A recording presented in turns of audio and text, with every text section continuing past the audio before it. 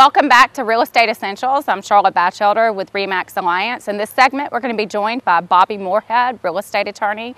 He's going to answer some common questions that buyers and sellers have about closing. Right now, we're located at 137 Kings Ridge Drive out at the Reservoir. This is a cute little duplex. It is perfect for busy professionals like myself if you don't have a lot of time for lawn and home maintenance. So now we're going to go take a look inside. Okay, so I'm going to show you my favorite features of the house. We're in the living area, and actually this is an open floor plan. This is perfect if you like to entertain or you have kids. When you're in the kitchen cooking, you can actually see everything that's going on in the living room. So if you have guests, you're not going to be excluded from what's going on. The dining area is also open, and from the dining area, it actually leads out to a cute deck and back porch, and we'll go over that and show it in a minute. Now, I also want you to look, they have the laminate wood floors through the entire living room area, and these are super easy to maintain and keep clean. We're going to walk back here and look at the two guest bedrooms. In the first guest bedroom, there's actually ceramic tile floors, which is also really easy to keep clean.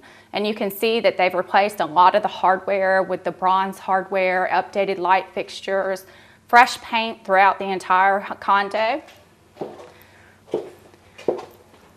Back here we have the guest bath, which is big enough for the two bedrooms to share. They've also put slate flooring in here, and you can see the pretty color on the wall, and this is all fresh paint, so it's literally move-in ready. This is the third bedroom. This is brand new carpet in here, a nice light neutral color. There's a nice big picture window. They currently use it as an entertainment room. Now we're going to go back and look at the living room area again.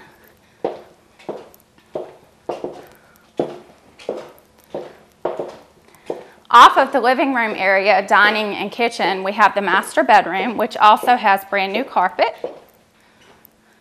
a nice light neutral color, and there's two windows.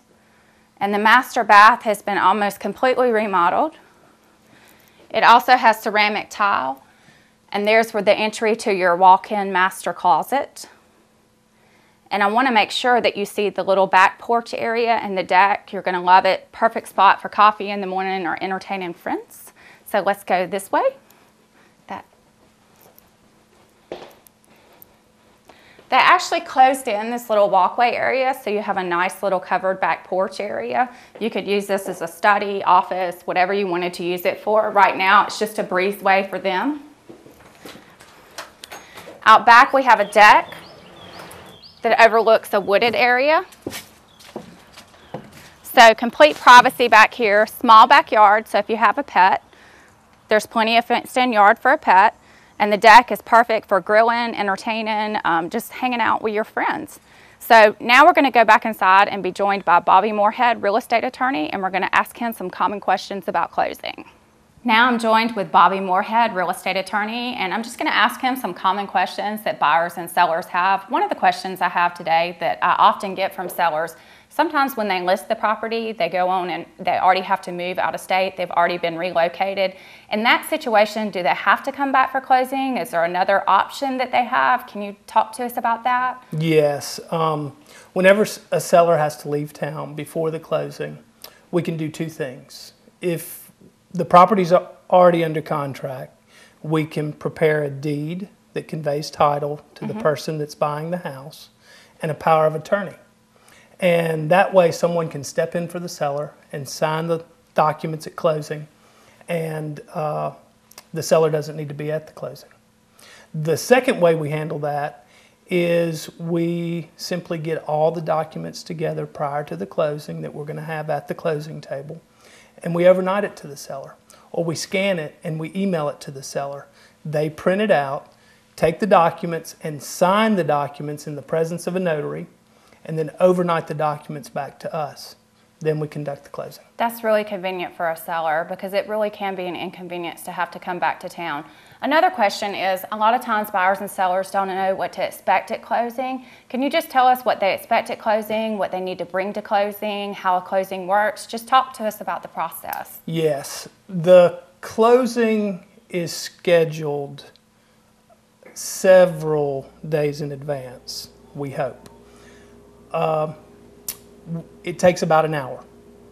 The buyer and the seller in a typical closing show up and they sit across the table from each other. Now, we don't have to do the closing like that. Occasionally, we'll have the seller come in and sign, and then the buyer come in and sign separately. But traditionally, the buyer and the seller in Mississippi sit across the table from each other. What the buyer needs to bring to closing is a copy of their driver's license and another form of ID. Does that have to be a picture ID? The driver's license does. Okay. But the second form of ID could be a Social Security card that doesn't have a picture, or some other form of ID. Okay. The other thing that the buyer needs to bring to closing is a cashier's check for the amount due on the settlement statement. Now, in a typical closing, we're going to give that buyer their figure well in advance of the closing, a couple days before the closing. And they'll be able to go by a bank and get a cashier's check for the amount due on the settlement statement. I'm glad you brought that up, because a lot of times the lenders will forget, of course Luke Billman with Home First Mortgage never would, to tell people to bring certified funds. You can't just write a personal check, and tell people why that's the case. Yes, you can't write a personal check because personal checks can bounce.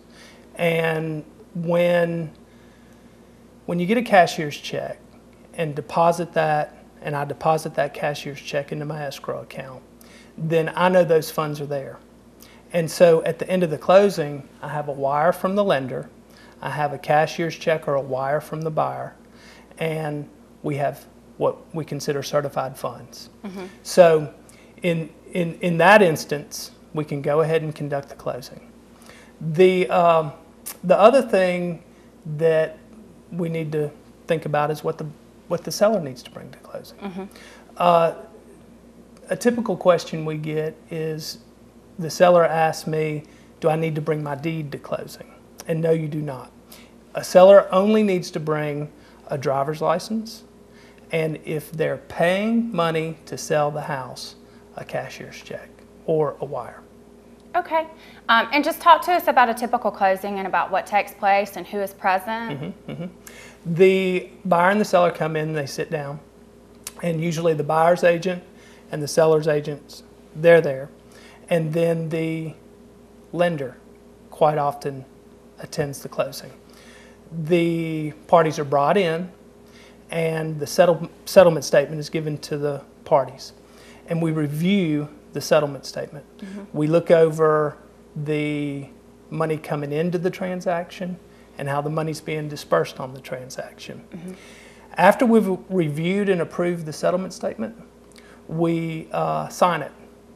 Once it's signed, everyone gets a copy, and then we turn to the buyer's package. If the buyer is getting a loan to purchase the house, there's usually about a 50-page set of documents that we call a package. We sit with the buyer, in the seller's presence even, and we go through the documents, and we sign the documents. At the end of the closing, after the buyer signs their loan documents, the seller signs the deed and a few supporting affidavits, and we disperse. So that's the end of the closing? That's it. Wow, that's not as difficult as people think it is. Bobby, I appreciate you joining us. That's really good information to have. This is Real Estate Essentials, and we'll be right back after this.